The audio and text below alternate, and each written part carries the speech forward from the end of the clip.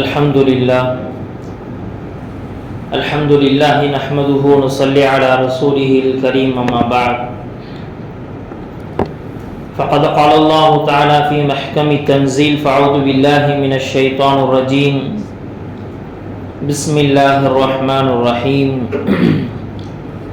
إن لك في النهار سبحا طويلا صدق الله العظيم. கண்ணியமிக்க அல்லாஹ்வின் நல்லடியார்களே, பெருமானார் ஸல்லல்லாஹு அலைஹி வஸல்லம் அவர்களுக்கு அல்லாஹ் சுப்ஹானஹு வ தஆலா நபி பட்டத்தை அருளிய அந்த ஹிரா குகையினுடைய பிரபல்யமான சம்பவம் நாம் எல்லாம் அறிந்ததுதான். அந்த ஹிரா குகையில நபி அவர்களுக்கு சூரத்துல் அலாஃபினுடைய முதல் 5 வசனங்கள் ஹஜ்ரத் ஜிப்ரைல் அலைஹிஸ்ஸலாம் அவர்களின் மூலமாக கற்றுத்தரப்பட்டு அவர்கள் பயந்தவர்களாக நடுங்கியவர்களாக ஹஜ்ரத் ஹதீஜா ரலியல்லாஹு அன்ஹா அவர்களுடைய அந்த வீட்டுக்கு வந்து ஜம்மிலூனி ஜம்மிலூனி என்னை போர்த்துங்க என்னை போர்த்துங்க அப்படின்னு அவர்கள் மீது போர்வை பொருத்தப்பட்டு அவர்கள் பயந்து நடுங்கிய அந்த தருணத்துல ஏதோ ஒரு பெரிய ஆபத்து நபி அவர்களுக்கு நெருங்கிடுச்சு அப்படின்னு என்ன செய்யறாங்கன்னு சொன்னா ஹரத் ரசூலுல்லாஹி ஸல்லல்லாஹு அலைஹி வஸல்லம் சொல்றாங்க. அந்த ஹதீஸ் வந்து அது ஹஷீதுஹு அலைய, எனக்கு ஏதோ ஒரு பெரிய பயம் ஏற்பட்டது. கண்ணியமிக்க அல்லாஹ்வின் நல்லடியில் அந்த நேரத்துல ஹதீஜா ரலியல்லாஹு அன்ஹா நபி ஸல்லல்லாஹு அலைஹி வஸல்லம் அவர்களுக்கு சொன்ன சுப செய்தி, நபி ஸல்லல்லாஹு அலைஹி வஸல்லம் அவர்களுக்கு கொடுத்த ஆறுதலான வார்த்தைகள் என்ன தெரியுமா? நீங்க நிறைய அமல் செய்யறவங்க, நிறைய திக்ர் செய்றீங்க, நிறைய என்ன செய்றீங்க சொன்னா தொழுகிறீங்க அப்படிங்கிற அந்த வார்த்தையை சொல்ல, இது இன்னும் அவர்கள் நபியாவதற்கு முன்பாக இருந்த அவர்களுடைய வாழ்க்கையின் நிறைய அம்சங்களை சுட்டி காட்டுகிறார்கள். அதுல சொல்றாங்க, இன்னக லதஸிலுர் ரஹீம், நீங்கள் சொந்த பந்தத்தை இணைத்து வாழ்பவர், வதஸ்துகுல் ஹதீஸ், நீங்கள் பேசினால் உண்மை மட்டும்தான் பேசுவீங்க, வதஹ்மிலுல் கல், பிறருடைய சுமைகளை நீங்கள் சுமந்து கொள்வீர்கள். பிறருக்கு ஏதாவது ஒரு கஷ்டம் அப்படின்னு சொன்னா அதை போக்குவதற்காக அந்த சுமைகளை நீங்கள் உங்க மேல எடுத்துக்கொள்வீங்க. வதக்ரில் லைஃப், நீங்கள் விருந்தாளிகளுக்கு உதவி செய்யக்கூடியவர்கள், விருந்தோம்பல் செய்யக்கூடியவர். வதுஈனு அலா நவாஇபில் ஹக், யாருக்கு என்ன தேவை இருக்கிறதோ அந்த தேவையை அவருக்கு கிடைக்கணுங்கிறதுக்காக நீங்கள் போராடுபவர்கள், நீங்கள் உதவி செய்யக்கூடியவர்கள். நீங்க அல்லாஹ்வின் நல்லடியார்களே, இவ்வளவு நிரப்பமான ஒரு சமூகத்தினுடைய நலன் சார்ந்த நிறைய தன்மைகளை நபி ஸல்லல்லாஹு அலைஹி வஸல்லம் அவர்களுக்கு சொல்லிட்டு ஹஜ்ரத் ஹதீஜா ரலியல்லாஹு அன்ஹா அவர்களுடைய ஒரு சொந்தத்தில் இருக்கக்கூடிய நபர் தான் வரகத் இப்னு நௌஃபல். வரகத் இப்னு நௌஃபல் அந்த நேரத்தில் அவர் ஒரு மார்க்க அறிஞராக இருக்கிறார், ஒரு மார்க்க அறிஞராக இருக்கிறார். அந்த நேரத்தில் இருந்த அந்த யூத கிறிஸ்துவ மதத்தினுடைய அந்த மார்க்க அறிஞராக அவர் இருக்கிறார். அவர்கிட்ட போய் என்ன செய்யறாங்கன்னு சொன்னா இது எல்லாத்தையும் பேசுறாங்க. பேசுற நேரத்தில் ஹஜ்ரத் வரகத் இப்னு நௌஃபல் அவங்க என்ன செய்யறாங்கன்னு சொன்னா, உங்களிடத்துல வந்து உங்களிடத்துல இந்த வசனங்களை கொடுத்து சென்றவர் யார் தெரியுமா? மூசா அலைஹிஸ்ஸலாம் அவர்களுக்கு எந்த வானவர் வந்தாரோ அதே நபர் தான் வந்திருக்கிறார். ஆகவே நீங்கள் அல்லாஹ்வுடைய தூதர் அப்படின்னு சொல்லிட்டு அவங்க ஒரு வார்த்தையை சொன்னாங்களாம், நீங்கள் மக்காவிலிருந்து வெளியேற்றப்பட்டால் நான் உயிருடன் இருந்தால் உங்களோடு நானும் வருவேன். ஹஜ்ரத் ரசூலுல்லாஹி ஸல்லல்லாஹு அலைஹி வஸல்லம் அவங்க ஒரு வார்த்தையை கேட்கறாங்க, அவ முஹ்ரிஜியஹும், இந்த மக்களா என்ன வெளியே போன்னு சொல்லுவாங்க, இந்த மக்களா என்னை வெளியே போன்னு சொல்லுவாங்க. என்னை என்ன சொல்றாங்க? சாதிக், உண்மையாளர், அல் அமீன், நம்பிக்கையாளர். அவர்களுடைய பெரிய பிரச்சனையாக பார்க்கப்பட்ட ஹஜ்ருல் அஸ்வத் கல்லினுடைய அந்த சலசலப்பை அமைதியாக்கி அவர்களுக்கு மத்தியில் ஒரு நல்ல நீதமான ஒரு தீர்ப்பை வழங்கிய என்னையா வெளியே சொல்லுவாங்க, வெளியே போய் சொல்லுவாங்க. நபி ஸல்லல்லாஹு அலைஹி வஸல்லம் அவர்களுக்கு ஹஜ்ரத் வரகத் இப்னு நௌஃபல் சொன்னாங்க, கண்டிப்பாக சத்தியத்தை சொன்ன எந்த நபியும் அவர்களுடைய ஊர்க்காரங்க வச்சது கிடையாது. கண்ணியமிக்க அல்லாஹ்வின் நல்லடியார்களே, இந்த இடத்துல இந்த சம்பவத்திலிருந்து உலமாக்கள் நிறைய கருத்துக்களை எடுக்கிறாங்க. அதுல நாம பார்க்க வேண்டியது மிக முக்கியமான 2 கருத்து. ஒன்னு என்ன அப்படின்னு சொன்னா, நபி ஸல்லல்லாஹு அலைஹி வஸல்லம் அவர்களுடைய பொதுநலம் சார்ந்த மக்களுக்கு உதவி செய்யக்கூடிய இந்த பழக்கம் ஒன்று. இரண்டாவது, நபி ஸல்லல்லாஹு அலைஹி வஸல்லம் அவர்களுடைய அந்த நலன்களை பற்றி, அந்த தன்மைகளை பற்றி பேசிட்டு வரும் பொழுது நபி அவர்களுக்கு இதையும் சொல்றாங்க, உரிமையாளருக்கு என்ன உரிமை கிடைக்க வேண்டுமோ அந்த உரிமைக்காக நீங்கள் பெற்றுத் தருவீர்கள். அதை எப்படி வாங்கி கொடுக்கணும்? நபி அவர்கள் நபி பட்டம் பெறுவதற்கு முன்பாகவே மக்காவில் ஒரு நபர் அநீதம் இழைக்கப்பட்ட நேரத்தில் அந்த நபருக்காக யாருமே கை கொடுக்கல, யாருமே உதவி செய்யல. நபி ஸல்லல்லாஹு அலைஹி வஸல்லம் அவர்கள் தன்னந்தனியாக அவர் மட்டும் என்ன செய்றானா, அந்த மக்காவில் இருந்து, அதாவது வெளியூர்கார் ஒருத்தருக்கு அவருடைய உரிமையை பெற்று தருகிறார்கள்.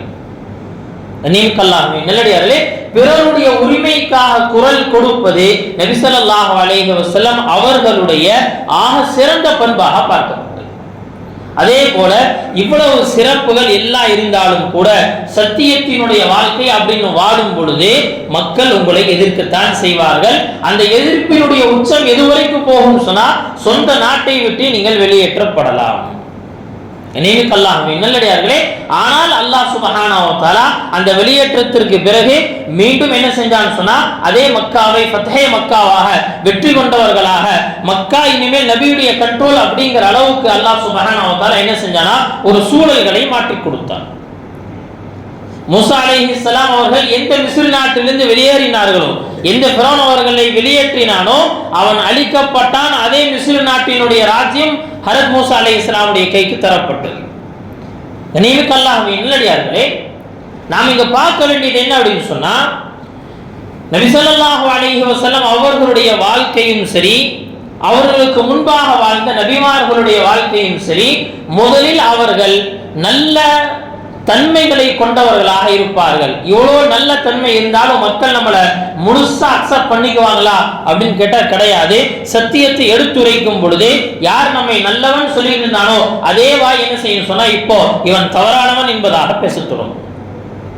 ஆனால் அல்லாஹ் சுப்ஹானஹு வ தஆலா நபிமார்களுக்கு சொன்ன கட்டளை என்ன அப்படின்னு சொன்னா, ஃபஸ்பிர் அலா மா யகூலுன், அவங்க என்னமோ சொல்லிட்டு போறாங்க, நீங்க உங்களுடைய அந்த தாவத்துல உங்களுடைய மார்க்கத்தினுடைய அழைப்பு பண்ணி நீங்கள் ஸ்திரமாக இருக்க வேண்டும். நல்லடியார்களே, இன்றைக்கு ஏற்பட்டிருக்கக்கூடிய இந்திய நாடளவில் ஏற்பட்டிருக்கக்கூடிய இந்த பிரச்சனைகளுக்கு அவர்கள் என்ன பேசினாலும் நம்மிடத்திலிருந்து ஏற்படக்கூடிய ரியாக்ஷன் என்னங்க அப்படின்னு சொன்னா, முதலாவது ரியாக்ஷன் என்ன அப்படின்னு சொன்னா, நம்முடைய மார்க்கத்தின் மீது நாம் பிடிப்பை காட்ட வேண்டும். நபி ஸல்லல்லாஹு அலைஹி வஸல்லம் அவர்களுக்கு வஹி இறங்கி சில காலங்கள் வஹி வரவே இல்லை.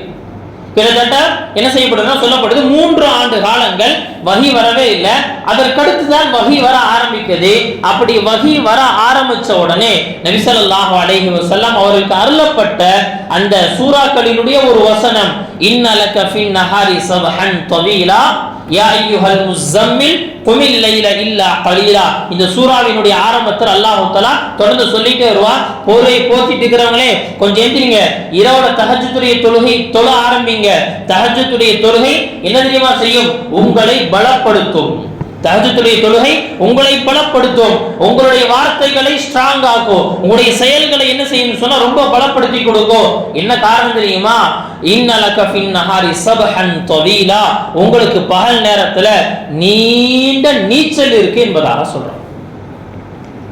பாருங்க, வண்டியில போயிட்டு இருக்கிறாரு, கொஞ்சம் என்ன ஆயிடுச்சுன்னு சொன்னா கொஞ்சம் டயர்ட் ஆயிடுச்சு, நின்றுக்கலாம். நின்று என்ன செய்யலாம்னா கொஞ்ச நேரம் ரெஸ்ட் எடுத்துக்கலாம். தூக்கம் வர்ற மாதிரி இருக்கு, என்ன செய்யலாம், ஒரு டீயை குடிச்சுக்கலாம். குதிரையில போறாரு, கொஞ்ச நேரம் குதிரைக்கு என்ன செஞ்சுக்கலாம்னு சொன்னா ரெஸ்ட்டும் கொடுத்துக்கலாம், எவரும் ரெஸ்ட் எடுத்துக்கலாம். இது எல்லாமே நடக்கும்.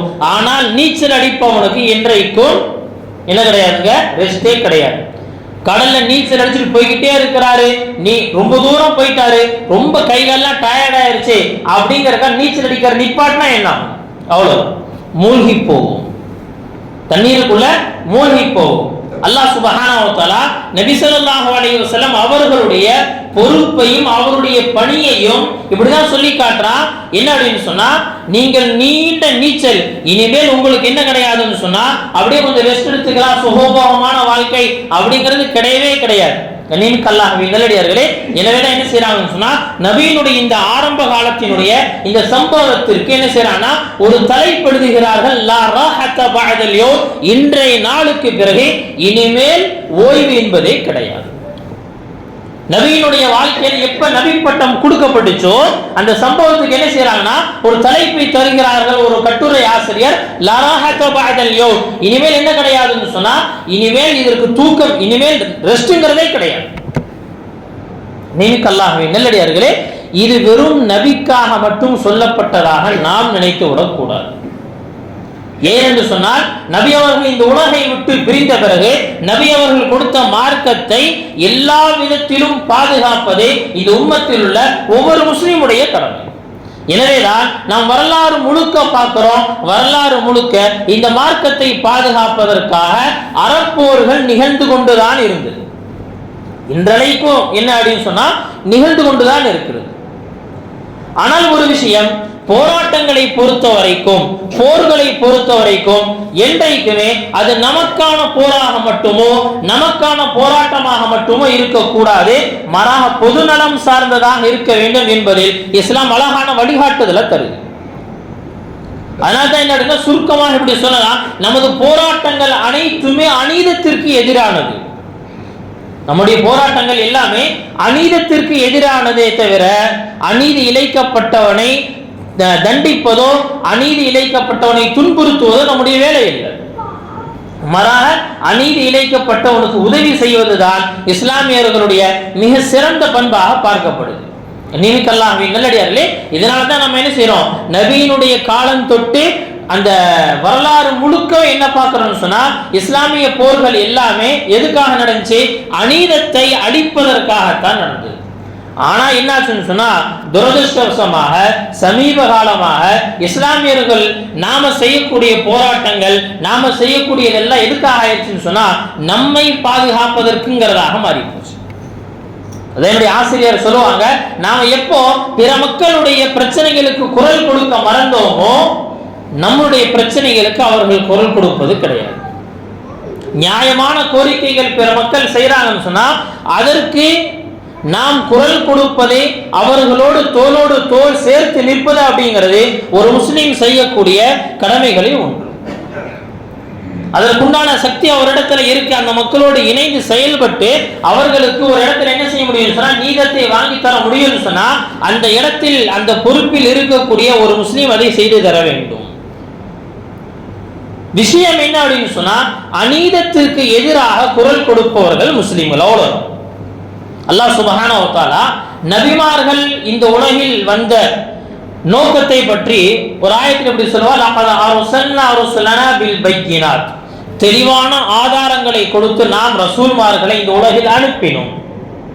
வ அன்ஸல்னா மஅஹுமுல் கிதாப வல் மீஸான லியகூமன் நாஸு பில் கிஸ்த்.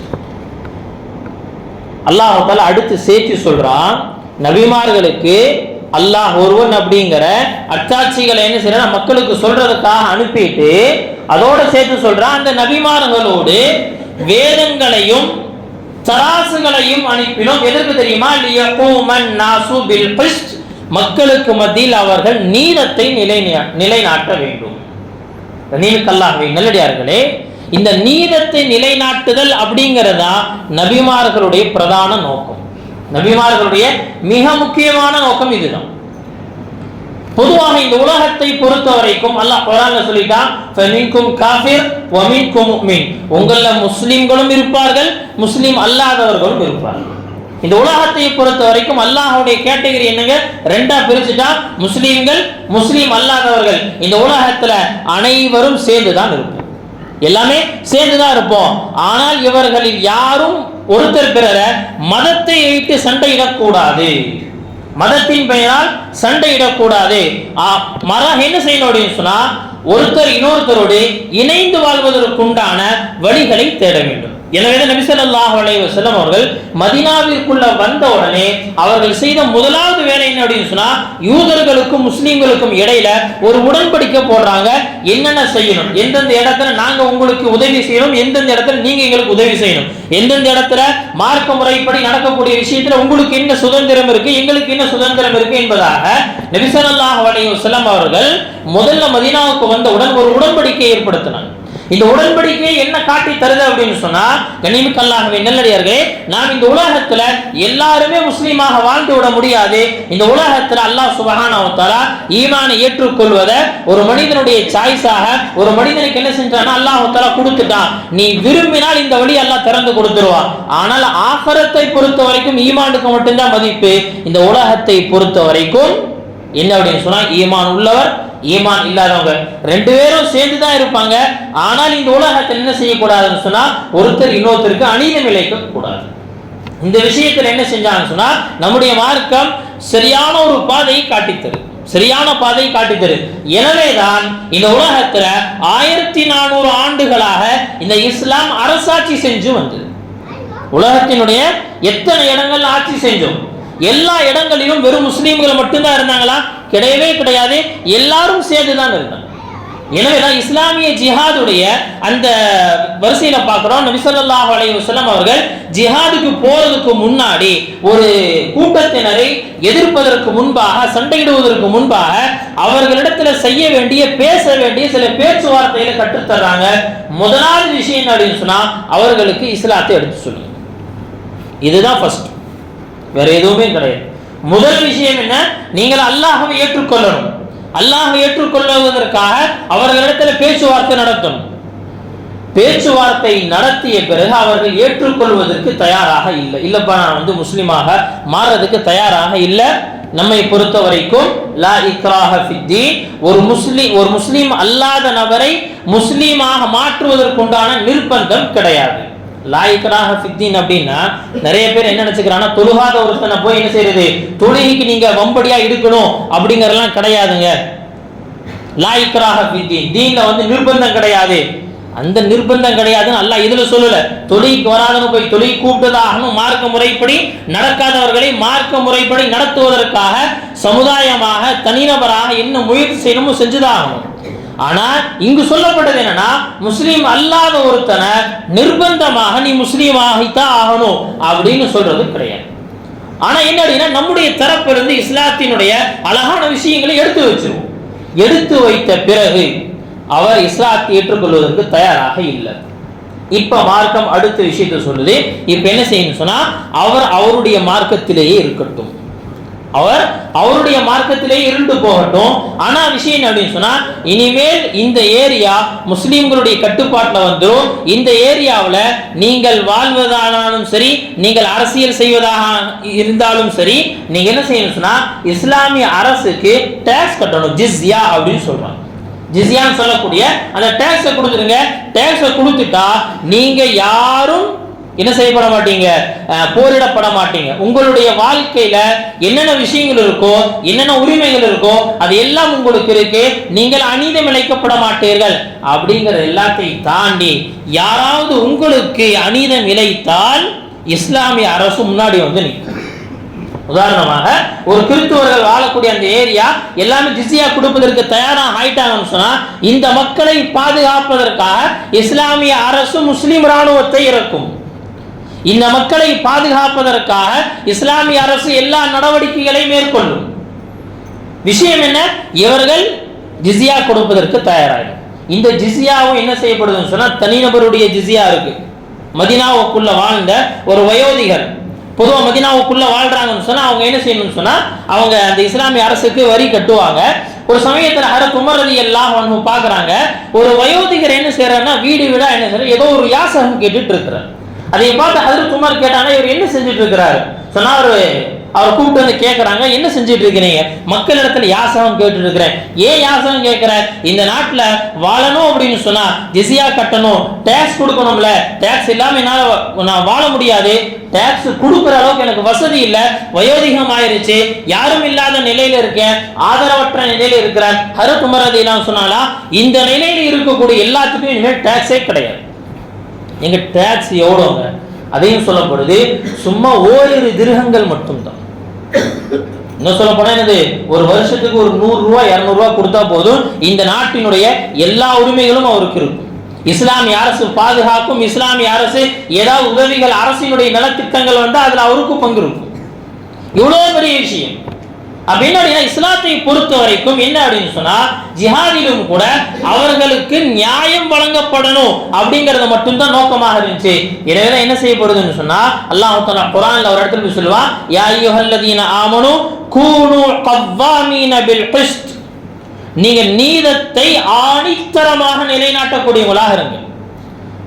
இந்த நீதத்துக்கு எதிராக அநீத, அதாவது நீங்க ஒரு சாட்சி சொல்வதாக இருக்குது, நீங்க யாருக்கு ஆப்போசிட்டா சொல்றீங்கன்னு சொன்னா உங்களுடைய நெருங்கிய சொந்தக்காரங்களா இருக்கிறாங்க என்றாலும் பரவாயில்லை, இந்த இடத்திலும் நீங்கள் நீதத்தை நிலைநாட்டுங்க. நல்லடியிலே இந்த ஒரு இஸ்லாத்தினுடைய அழகான வழிமுறையின் காரணமாகத்தான் இஸ்லாம் நீண்ட காலம் இந்த உலகை ஆட்சி செய்தது. இந்த உலகை ஆட்சி செய்து இஸ்லாமிய அரசு விரிவடைஞ்சுக்கிட்டே போகுது அப்படின்னு சொன்னா, இதனுடைய பின்னணியை நல்ல சற்று ஆழமா யோசிச்சு பார்த்தோம்னு சொன்னா, இஸ்லாமிய அரசை வேண்டி விரும்பி கேட்டவர்கள் தான் பிற நாட்டவர்கள். ஸ்பெயினுடைய வரலாற்று சொல்லப்படுது, கிட்டத்தட்ட 900 வருடங்கள் ஸ்பெயினை ஆட்சி செய்தவர்கள் முஸ்லிம்கள். இந்த 900 வருடத்தினுடைய ஆட்சிக்கு வித்து எதுங்க, ஆரம்பம் எதுங்க அப்படின்னு சொன்னா, அங்கு அநீதி விளைக்கப்பட்ட ஒரு நபருக்காக, அநீதி விளைக்கப்பட்ட ஒரு கூட்டத்தாருக்காக என்ன செய்யறாங்க சொன்னா, முஸ்லிம்கள் முதல்ல உள்ள நுழைகிறார்கள். இவர்கள் வேணும் என்ன செய்யற போய் அந்த நாட்டை பிடிக்கணும் அப்படிங்கறது அவருடைய நோக்கம் அல்ல. இவர்கள் வேறு இடத்துல என்ன செய்யறாங்க, ஜிஹாதில் ஈடுபட்டு கொண்டிருக்கிறாங்க. அந்த நேரத்துல ஸ்பெயினை சார்ந்த சில நபர்கள் என்ன செய்யறாங்கன்னு சொன்னா, மூசா நசீர் என்று சொல்லப்படக்கூடிய அந்த நேரத்தினுடைய கமாண்டர் அவர்கிட்ட வந்து பேசுறாங்க. இந்த மாதிரி என்ன அப்படின்னு சொன்னா, நாங்க அநீதி விளைக்கப்பட்டு கொண்டிருக்கோம், எனவே எங்களுக்கு என்ன செய்யுங்க, இந்த அநீதத்திலிருந்து விடுதலை வாங்கி கொடுக்கணும். இப்பதான் என்ன செய்யறாங்க சொன்னா, தாரிக் பின் ஜியாத் என்று சொல்லப்படக்கூடிய அந்த ஒரு நபரை படை தளபதியாக நியமிக்கப்பட்டு வெறும் 17 அல்லது 18 வயசு தான். அந்த நேரத்துல இன்னைக்கு இருக்கக்கூடிய +2 +1 படிக்கக்கூடிய அந்த வயசு.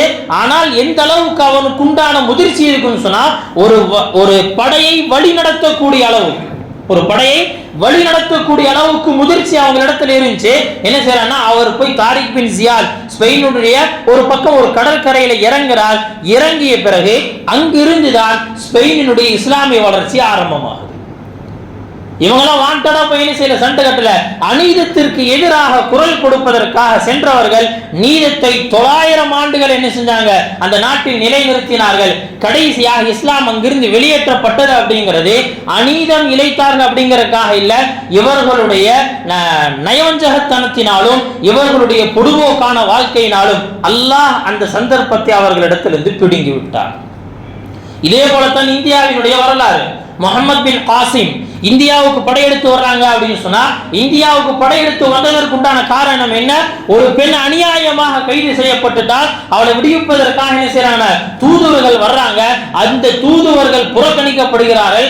கடைசியாக நீதத்தை நிலைநாட்டுவதற்காக முகமது பின் காசிம் படையோடு வர வேண்டிய சூழல் ஏற்பட்டது. நல்லடியார்களே, அப்படி இந்தியாவினுடைய வரலாறு, முகலாயர்களுடைய வரலாறு பாருங்க, கிட்டத்தட்ட 900 ஆண்டுகளுடைய வரலாறு. இந்த 900 ஆண்டுகளுடைய வரலாற்றிலும் கூட எங்கேயும் அரசுக்கு எதிராக மக்கள் போராடினார்கள் அப்படிங்கறத நம்ம பார்க்கவே முடியாது. அரசுக்கு எதிராக மக்கள் போராடினாங்க. அந்த அரசர் இஸ்லாத்தில் குறைந்தவராக இருப்பார். அக்பர் எம்மதமும் சம்மதம் அப்படிங்கிற ஒரு வழிகேடான கொள்கை கொண்டு வந்தான். ஆனா எல்லா இடத்திலும் அரசனுக்குள் இருக்கக்கூடிய குறைகள் ஹைலைட் பண்ணப்படுது. ஆனால் மக்களை அவர்கள் சந்தோஷமாக வைத்தார்கள். எனவேதான் மக்கள் போராட்டம் அப்படிங்கிறது அங்க எங்கேயுமே இல்லை. இஸ்லாமிய அந்த முகலாய வரலாறுகள். அதற்கடுத்து இந்தியாவை ஆட்சி செஞ்சவன் யாரு, ஆங்கிலேயன். ஒரு 200 வருஷம் கூட தாக்கி பிடிக்க முடியல. அவன் மக்களுக்கு செய்த துரோகத்தின் காரணமாக, அநியாயத்தின் காரணமாக இந்த நாட்டை அநியாயமாக அபகரிக்கணும், இந்த நாட்டினுடைய மக்களுக்கு கல்வியை கொடுக்கணும். எதற்காக தெரியுமா, அவன் என்னிடத்துல கொத்தடிமைகளாக வேலை செய்யணுங்கிறக்கா. மேத்ஸ் சீக்கிரம் கற்றுக் கொடுக்கிறான். ஏன் தெரியுமா, எதுக்கு தெரியுமா இப்படி கற்றுக் கொடுத்தா, இப்படி கற்றுக் கொடுத்தாரா என்னுடைய ஆபீஸ்ல வந்து வேலை செய்யறதுக்கா. இவன் கல்வி கற்றுக் கொடுத்தது சுயநலத்திற்காக. அவன் மக்களை நலத்திட்டங்கள் கொடுத்ததை போல இருந்தது எல்லாமே சுயநலத்திற்காக. அல்லாஹ்வின் நல்லடியாரே, எனவே இந்த அநீதத்திற்கு எதிராக குரல் கொடுத்து அந்த இந்திய சுதந்திர போராட்டத்தை உருவாக்கியவர்கள் முஸ்லீம்கள். அல்லாஹ்வின் நல்லே, இந்த நீண்ட வரலாற்றிற்கு பின்னாடி இந்தியா சுதந்திரம் அடைந்த பிறகு இந்த இந்திய நாட்டை அந்த நேரத்தில் இந்து நாடாக மாற்ற வேண்டும் அப்படின்னு துடித்து கொண்டிருந்த நேரத்தில் இந்தியாவை ஜனநாயக நாடாக அனைத்து மதத்தை சார்ந்தவர்களும் சேர்ந்து வாழக்கூடிய நாடாக மாற்றியவர்கள் முஸ்லீம்கள். அதனுடைய பெரும்பங்கு முஸ்லீம்களுக்கு. அந்த நேரத்தில் இஸ்லாத்தின் அந்த இந்தியாவினுடைய அரசியல் சாசன சட்டத்தை உருவாக்கும் 1947 சுதந்திரம் கிடைச்சிருச்சு. ஆனால் இந்தியாவுக்கு என்று தனியான ஒரு அரசியல் சாசன சட்டம் இல்லை, எந்த சட்டமே இல்லை. என்ன செய்யறது? அல்லாஹ்வின் நல்லடியார்களே, அதற்கு பிறகு என்ன செய்யப்படுதுன்னா, டாக்டர் அம்பேத்கருடைய தலைமையில ஒரு குரூப் நியமிக்கப்படுறாங்க. அந்த குரூப் 2.5 வருஷம் என்ன செய்யறாங்கன்னா அவங்களுக்குள்ள டிஸ்கஷன் நடக்குது. எப்படி எல்லாம் இந்த நாட்டினுடைய மக்கள் பாதுகாக்கப்படணும், அவருடைய மத உரிமைகள் என்ன, அதை எப்படி கொடுக்கணும், இந்த நாட்டில் அவர்களுக்கு உண்டான பொது சட்டம் என்ன, அவர்களுடைய மத உரிமைகள் என்ன அப்படின்னு சொல்லி தனியார் சட்டங்கள் தனியாக, பொது சட்டங்கள் தனியாக, குற்றவியல் சட்டங்கள் தனியாக என்பதாக அல்லாஹ்வின் நல்லடியார்களே, நாட்டிற்கான சரியான ஒரு சட்டத்தை உருவாக்கியதில் பெரும் பங்காற்றியவர்கள் முஸ்லீம்கள். இந்த நேரத்தில் தான் என்ன செய்யப்படுதுன்னு சொன்னா, நம்ம நாட்டில் முஸ்லீம்களுடைய பொது சொத்துக்கள் நிறைய இருக்கு, பொதுவான சொத்துக்கள் அப்படிங்கிறது நிறைய இருக்கு. இந்த பொது சொத்துக்களை அரசு நிர்வகிக்கணும். ஆனா என்ன அப்படின்னா, முஸ்லீம்களுடைய தலைமை நிர்வகிக்கும். அங்கிருந்து உருவானதான் இந்த வக்ஃப். அங்கிருந்து உருவானதா இந்த வக்ஃப். இந்த வக்ஃபுடைய வரலாறுங்கிறது ரொம்ப நீளமானது. ரொம்ப ஷார்ட்டா என்னன்னா இவ்வளவு புரிஞ்சுக்கணும். சுதந்திரத்திற்கு பிறகு முஸ்லிம்களுடைய பொது சொத்துக்கள் அங்கங்க நிறைய இருக்கு. இந்த சொத்துக்களை எப்படி பாதுகாக்கிறது? அரசு தான் பாதுகாக்கும். நம்ம பொதுவா என்ன செஞ்சிருக்கோம்னா, இந்த வக்ஃப் வாரியம்னு சொன்னா அப்படியே முழுக்க முழுக்க முஸ்லிம்களுடைய கண்ட்ரோல்ல இருக்கு அப்படிங்கிற மாதிரி ஒரு மாயை ஏற்படுத்தி இருக்கிறாங்க. நிறைய பேருக்கு அது என்னன்னே தெரியாது. அது அரசாங்கத்தினுடைய ஒரு பிரிவு. எப்படி ராணுவம் ஒரு பிரிவோ அதே போல வக்ஃபுக்கான ஒரு தனி பிரிவு தான். வக்ஃப்ங்கிறது அரசாங்கத்தினுடைய ஒரு தனி பிரிவு. அரசு தான் இது எல்லாத்தையும் நியமனம் செய்யும். இதற்குள்ள இருக்கக்கூடிய இந்த நபர்களுக்கு இந்த சம்பளம் கொடுக்கிறது எல்லா வேலையும் அதுதான் செய்யும். அல்லாஹ்வின் நல்லடியார்களே, ஆனா என்ன செஞ்சானா, இன்னைக்கு இருக்கக்கூடிய மத்திய அரசு அதை அப்படியே திரிச்சு இதெல்லாம் முஸ்லீம்கள் நிறைய வச்சிருக்கிறாங்க, இது முஸ்லீம்கள் அநியாயமா என்ன செய்யறாங்கன்னா இதை அபகரிச்சு வச்சிருக்கிறாங்க அப்படிங்கிறதா நிறைய கதைகளை இட்டு கட்டி என்ன செய்யறாங்கன்னு சொன்னா, இதில் நடந்த சில உண்மையான சம்பவங்களை அடிப்படையாக வைத்து, அநியாயமான சில சம்பவங்களை அடிப்படையாக வச்சு என்ன செய்யறாங்கன்னு சொன்னா, மொத்தமாக இந்த முஸ்லீம்களுடைய எல்லா சொத்துக்களையும் அரசு கையகப்படுத்துவதற்கான முயற்சி தான் வக்ஃப் திருத்த சட்டம் அல்ல, வக்ஃப் திருட்டு சட்டம். வக்ஃப் திருத்த சட்டம் இல்லைங்க, வக்ஃப் திருட்டு சட்டம். அப்படிதான் சொல்லணும். நம்முடைய சொத்துக்கள் எல்லாத்தையும் எடுத்துட்டு இந்த நாட்டில் என்ன அப்படின்னு சொன்னா, இந்த நாட்டினுடைய ஏழைகள், முஸ்லிம் ஏழைகள் எந்த விதமான லாபமும் அடையக்கூடாது அப்படிங்கிறதுக்காக, இந்த நாட்டில் அவர்கள் தனிமைப்படுத்தப்படணும் அப்படிங்கிறதுக்காக என்ன செய்யறாங்கன்னு சொன்னா, அவர்கள் எடுத்த முயற்சி தான் இந்த வக்ஃப் திருட்டு சட்டம். எனவே இதற்கு எதிராக, இது அநியாயமானது, அரசியல் அமைப்பு சட்டத்திற்கு எதிரானது. அரசியல் ஆக்ட் என்னங்க சொல்லுது? 25ல வந்து என்ன சொல்லப்படுதுன்னு சொன்னா, ஒவ்வொரு மதத்தை சார்ந்தவர்களும் அவர்களுடைய மதத்திற்குண்டான முழு உரிமையோடு இந்த நாட்டில் வாழ முடியும். மதத்தினுடைய அடையாளமாகட்டும், மதத்தினுடைய பிரச்சாரங்களாகட்டும் எல்லாமே செய்ய முடியும் அப்படிங்கிற முழு உரிமை இந்த நாட்டினுடைய ஒவ்வொரு மதத்தை சார்ந்தவர்களுக்கும் தரப்படுது. அதை என்ன செய்யறாங்கன்னு சொன்னா, இந்த அரசு அப்படி பிடுங்கு. இதை என்ன செய்யணும், இத முதல்ல இதுல யாரை குறி வைக்கிறாங்க? முஸ்லீம்களை குறி வைக்கிறாங்க. இதுல முதல்ல யார் குறி வைக்கிறாங்க? முஸ்லீம்கள் குறி வைக்கிறாங்க. என்ன காரணம் தெரியுமா? முஸ்லீம்களை இந்த பாதையில் இந்த அகற்றி விட்டால் மற்ற மனிதர்களுடைய சொத்துக்களை அபகரிக்கிறது ரொம்ப லேசு. எனவேதான் சிவசேனா அந்த அமைப்பினுடைய தலைவர் உத்தவ் தாக்கரே அவர் சொன்னாரு, இப்போது பிஜேபி அரசு வக்ஃப் போர்டுல கை வச்சிருக்கிறான். இனி அவர்கள் தங்களுக்கு தேவைன்னு சொன்னா கோயில்கள், சர்ச்சுகள், குருத்வார்கள் எல்லாத்தையுமே கை வச்சு தங்களுடைய நண்பர்களுக்கு அதை கொடுத்துருவாங்க. நல்லடியார்களே, எல்லா காலத்திலும் அநியாயத்திற்கு எதிராக முதல்ல நின்றவர்கள் முஸ்லீம்கள். எனவேதான் இந்த பிஜேபி அரசு என்ன செய்யுதுன்னா, முதல்ல இந்த முஸ்லீம்களை ஓரம் கட்டணும். முஸ்லீம்களை எல்லா விதத்திலும் பலகீனப்படுத்தி விட்டால் நாட்டினுடைய குடியுரிமை, நாட்டினுடைய சட்டங்கள் எல்லா விதத்திலும் இவர்கள் மூன்றாம் நபராக தனிமைப்படுத்தப்பட்டுட்டாங்கன்னு சொன்னா இந்த நாட்டில் உள்ள பிற மக்களை சூறையாடுவது ரொம்ப லேசு. நீனுக்கல்லாஹ்வின் நல்லடியார்களே, இதற்கு நாம் இடம் தர மாட்டோம். இந்த நாட்டை பொறுத்த வரைக்கும் இந்த நாடு எல்லாத்திற்குமானது. இந்த நாட்டில் நாங்கள் நிரந்தரமாக வாழ்வோம். அதற்கு என்ன அப்படின்னு சொன்னா, போராட வேண்டிய, அறப்போர் செய்ய வேண்டிய ஒரு தேவை ஏற்பட்டால் அதற்காக அந்த அநீதத்திற்கு எதிராக குரல் கொடுப்பதற்கு நாம் தயாராக வேண்டும். அல்லாஹ் சுப்ஹானஹு வ தஆலா அப்படிப்பட்ட நற்பாக்கியத்தை நம் அனைவருக்கும் தந்துருவானாக. அந்த அடிப்படையில் நினைவுக்கு அல்லாஹ்வின் நல்லடியார்களே, வரக்கூடிய 13ஆம் தேதி ஞாயிற்றுக்கிழமை அசரிலிருந்து இஷா வரைக்கும் அந்த கேப்ல இன்ஷா அல்லாஹ் தமிழக ஜமாஅத்துல் உலமா சபையின் சார்பாக எல்லா இடம் அப்படின்னு சொன்னா தமிழகத்தில் இருக்கக்கூடிய எல்லா மாவட்டங்களிலும், எல்லா மாவட்டத்தினுடைய அந்த தலைமை இடத்தில், நமக்கு திருப்பூர், அந்த கோயம்புத்தூர் வட்டத்துக்கு, கோவை வட்டத்துக்கு அந்த கோயம்புத்தூர் இருக்கு. இது மாதிரி என்ன அப்படின்னு சொன்னா எல்லா மாவட்டங்களுடைய தலைமை இடத்திலும் என்ன செய்யணும், இந்த வக்ஃபுக்கு எதிராக, வக்ஃபு திருட்டு சட்டத்துக்கு எதிராக நாம் என்ன செய்யணும், குரல் கொடுக்கணும். அதற்கான நம்முடைய கண்டனங்களை பதிவு செய்யணும் அப்படிங்கிறதாக முடிவு செய்யப்பட்டிருக்கு. இந்த தமிழகம் முழுக்க ஒரே நாள் முடிவு செய்யப்பட்டிருக்கு. நினைவுக்கல்லாஹ்வின் நல்லடியார்களே, அந்த முஸ்லிம் பர்சனல் லா போர்டினுடைய தற்போதைய தலைவர் ஹாலித் சைஃபுல்லா ரஹ்மானி தாமத் பரக்காத்தும் அவங்க ஒரு சமயத்துல இப்ப சமீபமா பேசும்போது சொன்னாங்க, ஒரு கால் இந்த அரசு நிர்பந்தப்படுத்தி நீங்கள் இந்த சட்டத்தை இயற்றினால் நாங்கள் நாடு முழுக்க போராட்டத்தை அறிவிப்போம் என்பதாக சொல்லி இருக்கிறாங்க. நினைவுக்கல்லாஹ்வின் நல்லடியார்களே, அவருடைய முயற்சி இன்ஷா அல்லாஹ் நம்முடைய இந்த அறப்போராட்டத்தின் மூலமாகவும் நம்முடைய துஆக்களின் மூலமாகவும் கட்டாய மாற்றத்திற்கு வரும். நாம் ஒரு பக்கம் போராடுவோம், இன்னொரு பக்கம் அல்லாஹ்விடத்தில் துஆ செய்வோம்.